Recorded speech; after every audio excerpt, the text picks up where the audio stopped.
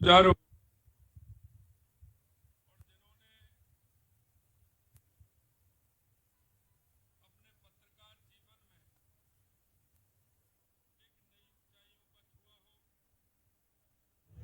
ऐसे मेरे साथी विधायक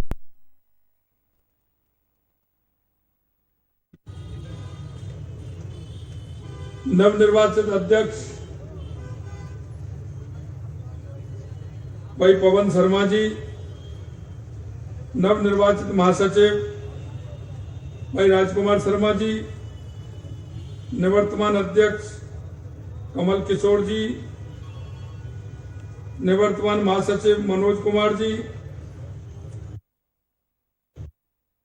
अधिवक्ता और इस चुनाव समिति के भाई योगेंद्र तंवर जी, दिलीप सिहाग जी, वीरेंद्र कुमार यादव जी, प्रहलाद जी शर्मा, गजरा जिला एवं सत्र न्यायाधीश श्रीमती नंदिनी व्यास जी, बलजीत सिंह जी, अजीत कुमार जी और वरिष्ठ अधिवक्ता जो हमारे सामने बैठे कैलाशनाथ भट्ट जी, डॉक्टर अखिल शुक्ला जी, कांता प्रसाद जी, मुकेश जोशी जी, शिवचरण साहू जी, सुभाष खंडेलवाल जी, सुरेंद्र नरूका जी, गिरिराज जी, अजय जैन जी और मेरे सामने जितने भी बैठे सभी मेरे परिवार के सभी अधिवक्ता बंधु, मैं आप सभी को नमस्कार करता हूं, आप सभी को प्रणाम करता हूं। और उससे पहले मुझे पता चला है कि इस प्रांगण में फौजदार गणेश जी विराजे, मैं उनको नमन और प्रणाम करता हूं।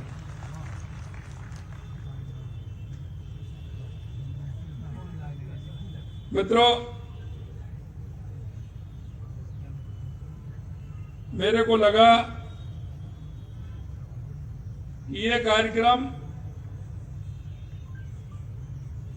उनका कार्यक्रम है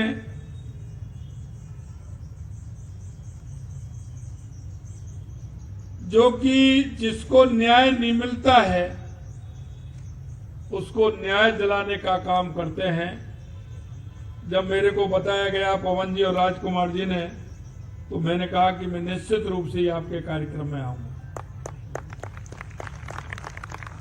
कार्यक्रम में उपस्थित सभी वकील साथियों, विधि वेताओं और जो यहाँ कर्मचारी हैं, उन सभी का मैं अभिनंदन करता हूं।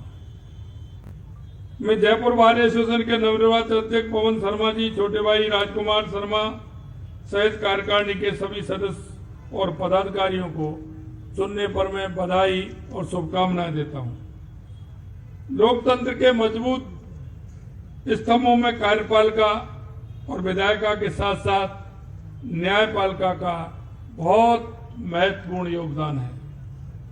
भारत की न्यायपालिका का दुनिया में आज भी बहुत ही सम्मान के साथ नाम लिया जाता है। मुझे यह कहते हुए काफी प्रसन्नता हो रही है कि अधिवक्ता वर्ग अभी से नहीं, स्वतंत्रता आंदोलन से लेकर के संविधान निर्माण तक बहुत बड़ा योगदान अधिवक्ताओं का रहा है। समाज में अगर हम कहते हैं तो अधिवक्ता का स्थान, दर्जा बहुत ऊंचा है। क्यों? कि वो समाज के उस तबके से जुड़कर के मिलकर के रहते हैं और वो समाज के व्यक्ति की नब्ज को जानते हैं। उस व्यक्ति को वो जानते हैं कि इसको क्या परेशानी होती है। मित्रों, मैंने कई बार देखता हूं कि हमारे अधिवक्ता ऐसे व्यक्ति, अगर उनको पता लगता है कि इसकी सामर्थ्य फीस देने की नहीं है, यहां तक कि पेपर देने की नहीं है, वो पेपर जो लगते हैं उसका भी खर्चा नहीं उठा सकता। मैं कई बार देखता हूं हमारे अधिवक्ता उसकी भी व्यवस्था करते हैं, क्योंकि उनको पता है वो समाज के बीच में रहते हैं, उन व्यक्तियों के बीच में रहते हैं, इसलिए उनका दुख और दर्द वो जानते हैं। अधिवक्ता बंधुओं, ये न्याय का मंदिर है और मेरा यही कहना है कि न्याय के मंदिर में सभी पक्षकारों को न्याय मिलना चाहिए। और न्याय में सबसे बड़ी बात है कि देरी होती है, वो देरी नहीं होनी चाहिए। वकालत एक सेवाभावी प्रवृत्ति से प्रेरित होकर किया जाने वाला कार्य है। मानवीय मूल्यों की रक्षा के लिए हमारे अधिवक्ता बंधु कार्य करते हैं। इसकी कीमत की आंकलन किसी भी कीमत पर किया नहीं जा सकता है। साथ ही हम सबका कर्तव्य है कि हम व्यक्तिगत हित के बजाय समाज हित के लिए अगर हम काम करेंगे तो हमको सम्मान भी मिलेगा, समाज में प्रतिष्ठा भी बढ़ेगी और हमारे मन में भी एक शांति का भाव पैदा होगा कि मैंने आज एक अच्छा काम किया है। हम सभी अधिवक्ता एवं न्यायिक अधिकारियों को न्यायोचित तरीके से पक्षकार की मदद करनी चाहिए, जिससे न्याय का मार्ग सुगम हो सके। मुझे विश्वास है कि आप सभी समाज के हितों को सर्वोच्च प्राथमिकता देंगे। इसके अलावा मैं संपूर्ण कार्यकारिणी को आगामी सफलता के लिए बहुत बहुत बधाई और शुभकामनाएं देता हूं। और यही नहीं मित्रों, मैं आपसे इतना निवेदन में करना चाहता हूं कि कभी कभी हमें लगता है कि दिए तले अंधेरा होता है, क्योंकि मैंने कोरोना के समय में कई बातें इस तरह की देखी हैं। तब कोरोना के समय हम कार्यकर्ताओं के साथ में समाज के बीच में जाते थे, समाज के बीच में जब हम बात करते थे तो कई कार्यकर्ता ऐसे होते थे तो उनको भी कोरोना के समय में आर्थिक स्थिति गड़बड़ा गई थी, लेकिन वो संकोच भर कह नहीं पाते थे। वो साथ में जाकर के दूसरों की सेवा कराने का काम करते थे, लेकिन वो खुद नहीं कह पाते थे। हमें ऐसे लोगों का भी ध्यान रखना चाहिए। हमारे अधिवक्ताओं में बहुत ऐसे अधिवक्ता हैं जो प्रारंभ में जब वो वकालत करते हैं तो उनकी परेशानियां बहुत बड़ी होती है। मैं वरिष्ठ सभी अधिवक्ताओं से मैं निवेदन करना चाहता हूं मित्रों, ये हमारा परिवार है। परिवार में अगर हम एक दूसरे का हम ध्यान नहीं रखेंगे, एक दूसरे के दुख में और सुख में अगर हम शामिल नहीं होंगे, तो निश्चित रूप से परिवार के साथ हम न्यायोचित व्यवहार नहीं कर पाएंगे। मैं आपसे इतना ही कहना चाहता हूं। और इसीलिए मैंने कहा है कि कभी कभी दिया तले अंधेरा होता है। हमारे वो अधिवक्ता हैं, हमारे साथी हैं, और कभी कभी गांव में एक कहावत होती है कि टका ऊंट नहीं खरीदा जा सकता है, लेकिन सैका ऊंट खरीद सकता है। वो मैं आपसे इसलिए कह रहा हूं कि समय जब आता है, परिस्थिति होती है, तो आपके सहारे की जरूरत होती है। हो सकता है 2 साल में, 4 साल में, 10 साल में, 15 साल में वो भी आपसे ज्यादा मदद करने वाला बन सकता है। लेकिन हमें ये सभी को देखना होगा।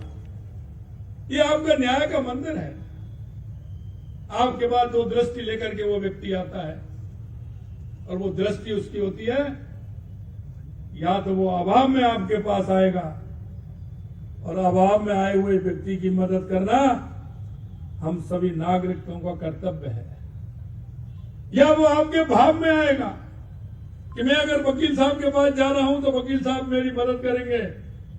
अगर अभाव में आता है तो आप भाग्यशाली हैं, और अगर भाव में आता है तो आप अति भाग्यशाली हैं। मैं आपसे यह निवेदन करना चाहता हूं। हमारी दृष्टि क्या होती है, ये हमारी दृष्टि के सोच के ऊपर होता है। हमें आने वाला व्यक्ति हमें अपराधी भी लगता है, और हमें आने वाला व्यक्ति उसके साथ अपराध होता है तो वो न्याय मांगने की भी बात करता है, वो न्याय मांगने की भी आपके पास आता है। मैं आपको इस मौके पर इतना ही निवेदन करना चाहता हूं, यह समाज का, यह वो तबका है तो हर दृष्टि से आप सर्वोपरि हैं, क्योंकि उसको कहीं कोई जब न्याय नहीं मिलेगा वो आपके पास आता है, वो आपसे मन में विचार करके आता है। या तो उस बीच में जब वो आता है या तो उसका वो परमात्मा होता है जिसको याद करता है, या फिर वो आपको याद करता है। दो के अलावा उसको कोई नहीं दिखता है। इसलिए मित्रों, मैं आपसे इतना ही निवेदन करना चाहता हूं कि हमारे पास आए उस व्यक्ति को न्याय मिले, जाकर के वो बताए, क्योंकि उसमें व्यक्ति का नाम नहीं, हमारे अधिवक्ताओं का नाम होता है कि मैं आज उस कोर्ट में गया था, मेरी स्थिति ऐसी थी, लेकिन मेरी वकील साहब ने मदद की। तो वहां व्यक्ति का नहीं, हमारे भाई का नाम आता है, हमारे पूरे समाज का नाम आता है, हमारे परिवार का नाम आता है। इसलिए मैं आपसे इतना ही कहना चाहता हूं, आपने जो अपने सामने जो बात रखी है, मैं देखता हूं कि आजादी के इतने दिन बाद भी हमारे अधिवक्ताओं को चैम्बर नहीं है। मैं देखता हूं कि बैठने की उचित व्यवस्था नहीं है। न्यायपालिका के पास जो ठीक प्रकार से उनको बिल्डिंग में व्यवस्था होनी चाहिए वो नहीं है। लेकिन मैं आपसे इतना ही वादा करना चाहता हूं मित्रों, दो बात मेरे सामने माननीय पवन जी ने, राजकुमार जी ने रखी है, आप भरोसा करिए, समय बदला है। ये माननीय हमारे देश के यशस्वी प्रधानमंत्री नरेंद्र मोदी जी के नेतृत्व में हम न्यायपालिका का हो या हमारे अधिवक्ताओं को हो, जो हमारे काम है निश्चित रूप से वो भी पूरे होंगे। और आपकी यहाँ की डबल इंजन की सरकार, हम आपको विश्वास दिलाते हैं कि आपने जो हमारे सामने मांग रखी है, मैं एक साथ तो नहीं कह सकता क्योंकि मैं जानता हूं, लेकिन हम चरणबद्ध तरीके से आने वाले समय में आपने जो हमारी सामने बात रखी है, मैं सुन रहा था, इधर से भी आवाज आ रही थी, उधर से भी आवाज आ रही थी। आवाज तो आती है, मांग भी करनी चाहिए, लेकिन मैं इतना ही आपको विश्वास दिलाता हूं कि जो आपकी बात है, आपने जो मांग रखी है, निश्चित रूप से उनको चरणबद्ध तरीके से हम पूरा करने की कोशिश करेंगे। आज के इस मौके पर मैं आपसे इतना ही निवेदन करना चाहता हूं मित्रों कि हमने जो विश्वास आप लोगों को दिलाया है, हमने जो हमारे घोषणा पत्र में आप राजस्थान की जनता से जो हमने वायदा किया है, हम आपको इतना विश्वास दिलाते हैं कि इस समय से पहले हम आपको जो हमने वायदा किया है, राजस्थान की जनता के बीच में समय से पहले उन वादों को पूरा करेंगे। और ये डबल इंजन की सरकार का जो आपने भरोसा किया है माननीय नरेंद्र मोदी जी के नेतृत्व में, पूरे प्रदेश में जो हमने गारंटी दी है, नरेंद्र मोदी जी की गारंटी के साथ, और कहते हैं ना, मोदी है तो इसी आशा और विश्वास के साथ आप साथ में कंधे से कंधा मिला करके, और आप इतने बड़े संख्या में हमारे भाई जो हैं, आपकी समस्या का जो आपने बताई है उनका भी समाधान करेंगे और राजस्थान को आगे बढ़ाने करके ऊंचाइयों पर ले जाने का काम करेंगे। आपने मेरे को इस मौके पर बुलाया, मैं वर्तमान पदाधिकारी और निवर्तमान पदाधिकारी और इतनी बड़ी संख्या में सभी अधिवक्ता बंधुओं को बहुत बहुत धन्यवाद, बहुत बहुत साधुवाद। आप सभी को नमस्कार। जय हिंद, जय भारत।